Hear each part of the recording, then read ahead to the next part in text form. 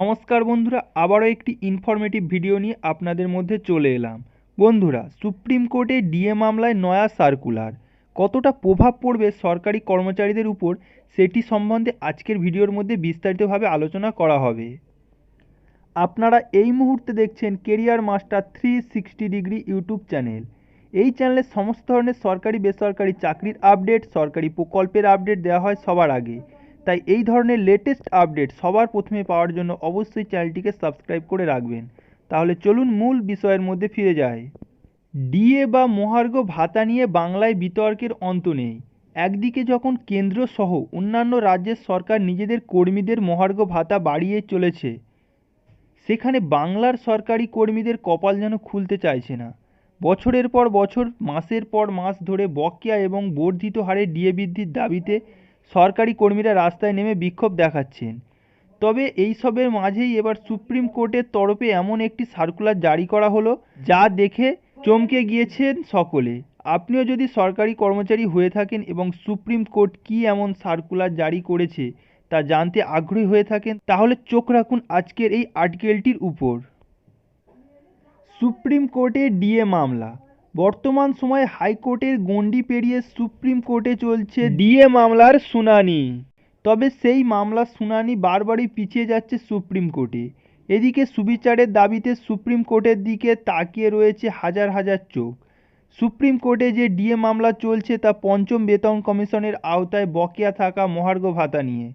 2016 সাল থেকে সেই বকেয়া ডিএ নিয়ে আইনি লড়াই চলছে। যাই হোক, দেশের শীর্ষ আদালতের তরফে যে সার্কুলার জারি করা হয়েছে সেটি নিয়ে এবার বড়সড় তথ্য দিলেন রাজ্য সরকারি কর্মচারী সংগঠনের নেতা মলয় মুখোপাধ্যায়। 2025 সালের জানুয়ারি মাসে সুপ্রিম কোর্টে ডিএ মামলার পরবর্তী শুনানি হবে।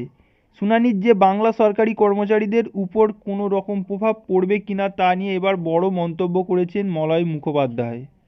কি বলছেন Malay Mukhopadhyay? Confederation of state government এমপ্লয়িজের সাধারণ সম্পাদক মলয় মুখোপাধ্যায় বলেছেন, মঙ্গলবার, বুধবার এবং বৃহস্পতিবার কোনো রেগুলার ম্যাটার থাকবে না, শুধুমাত্র আফটার নোটিশ ম্যাটার থাকবে। মিসলেনিয়ার কেস বা রেগুলার কেস যদি স্পেশাল বেঞ্চে থাকে বা পার্ট হার্ড হয়, তাহলে দ্বিতীয়ার্ধে শুনানি হবে। তিনি আরও জানান, সুপ্রিম কোর্টে যে ডিএ মামলা চলছে তা আফটার নোটিশ ম্যাটার। 2025 সালের 7ই জানুয়ারি মঙ্গলবার হওয়ার পার্ট হার্ড ম্যাটার এবং স্পেশাল বেঞ্চ দ্বিতীয়ার্ধেই হবে। রেগুলার ম্যাটার নেই বলে মহার্ঘ ভাতার মামলার শুনানি ট্রান্সফার পিটিশন এবং বেল ম্যাটারের পরেই হবে অথবা টপ অফ দ্য লিস্টে থাকছে। ডিএ মামলার শেষ শুনানি হয়েছিল 15ই জুলাই। তবে এবার আগামী বছরে এই মামলার শুনানি ধার্য করেছে সুপ্রিম কোর্ট। এদিকে সুপ্রিম কোর্ট কী শুনানি করে সেদিকেই এখন চাতক পাখির মতো তাকিয়ে রয়েছে সকলেই। তো বন্ধুরা, ডিএ মামলা সম্পর্কে আজকে এতটুকুই আপডেট ছিল। যদি ভিডিওটি ভালো লেগে থাকে তাহলে অবশ্যই একটি লাইক করে দিও এবং এই ধরনের ইনফরমেটিভ ভিডিও বন্ধুদের মাঝে বেশি বেশি করে শেয়ার করে নিও।